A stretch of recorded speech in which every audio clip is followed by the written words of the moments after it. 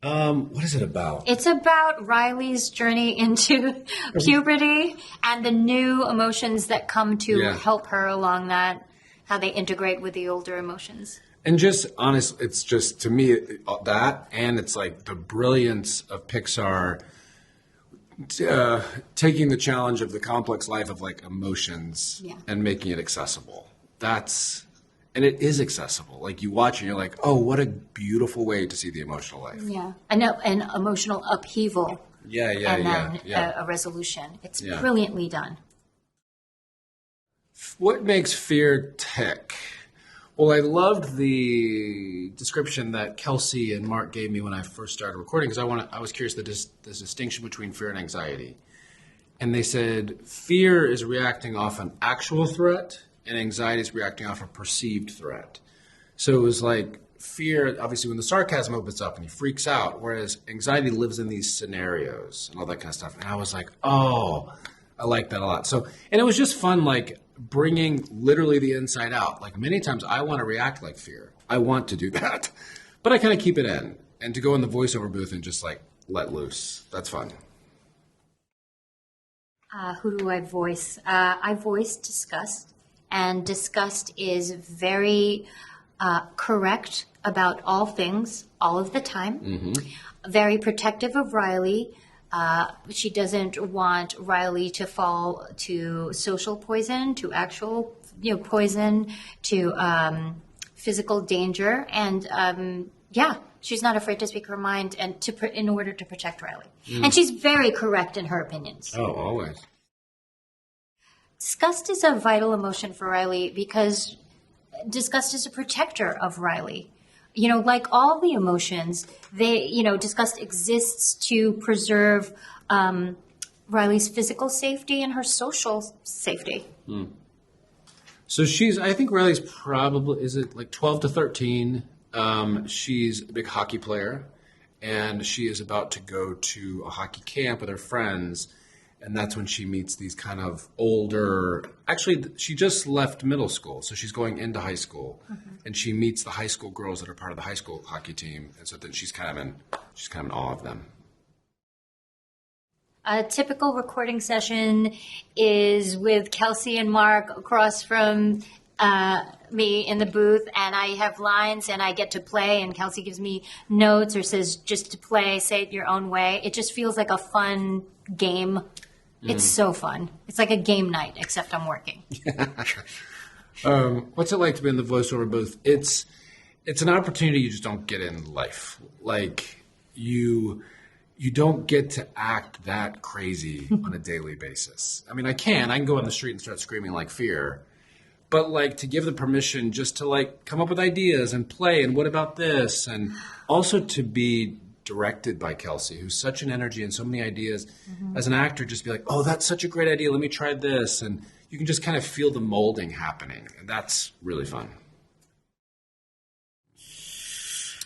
Oof. I'd say when I was a teenager, it is a mixed bag. Yeah. But I would think embarrassment, anxiety, those seem to be kind of the prominent, like wanting to fit in, feeling uncomfortable, envy, that kind of thing. That was like those were the trinity of the day. When I was a teenager, it was all of the emotions except for joy. It was ennui. It was embarrassment. It was disgust. It was anger. It was everyone except for joy and nostalgia. What makes it so cool to get to know the emotions in our mind? I think that is the thing that is cool, is to get to know them. Because for many years in my life, I tried to push them away. Yeah. I was like, no, I don't like that feeling. That's not good. But the more I got to know them, the more that I gave them a seat at the table, the more that I gave them compassion, then it's like, oh, they're for me. They're not against me. That's a huge part of the message of this film. Yeah, what's cool about getting to know our emotions is the awareness that they're there to protect us. I mean, fear quite literally will protect you. Disgust protects you. And envy teaches you what you want. Sadness shows you shows you that you loved, or showed you that you cared. Anger stands up for what's right. I mean, all these emotions are there to protect us and to teach us, and not, learning from them, giving them a seat at the table, and also welcoming them in and learning from what they have to say. Embracing them. I think it's important to talk about emotions in an accessible way because it leads to, aside from leading to mental health, it leads to just a happier life. I think it makes relationships better. A lot of people say, "Oh, take your kid there." Take your kid to see Inside Out 2. I would say take your partner to see Inside Out 2. Go with your parents. I think any emotional awareness is just going to better your life. Yeah. Why do I think it's important to talk about my emotions in an accessible way? There's something to piggyback on that. I think it's also the more that I connect with the other ones, it just increases the joy. To make fear accessible, to make the anxiety, to say, hey, I hear you, I know you're trying to help, it only increases, I think, the joy. Because I think the more I push other stuff out, then joy gets kind of squashed a little bit. Yeah, I think to feel all the emotions is to feel alive in this world. Yeah. Ooh. Why should audiences not see Inside Out 2? Yeah, there is no reason. Yeah. You first. Why should audiences see Inside Out 2?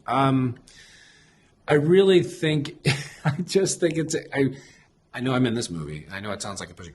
I think it's a gift to the world. I think there's a gift to not only make young people feel seen in this really kind of chaotic time of the teenage years.